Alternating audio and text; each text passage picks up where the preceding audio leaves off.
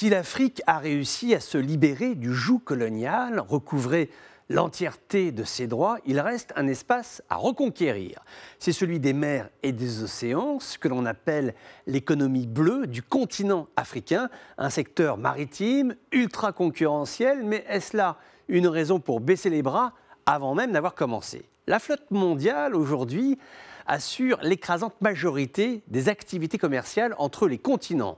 Or, le nombre de bateaux africains ne dépasse pas 1,2% des pavillons à travers les mers. C'est trop peu, ce n'est pas assez, alors que les kilomètres de côtes maritimes en Afrique se comptent par milliers.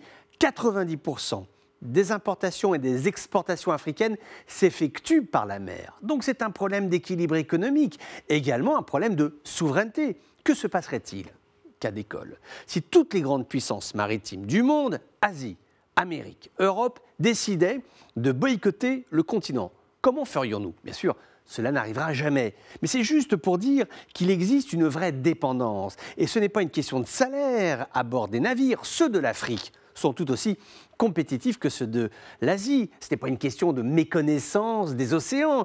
Il n'est pas un peuple africain, riverain, qui n'ait développé des compétences en ce domaine. Non, le problème se formalise en termes d'investissement financier dans ce secteur maritime. La conférence des ministres chargés du transport maritime de l'Union africaine essaie de faire bouger les lits, mais ce n'est pas facile.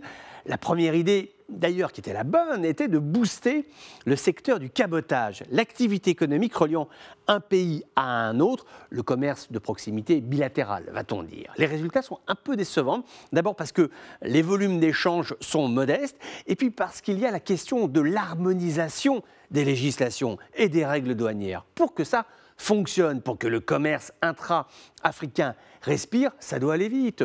Tout doit être clair, rien ne doit rester à quai parce qu'il manque un papier à signer, à tamponner ou une taxe à payer.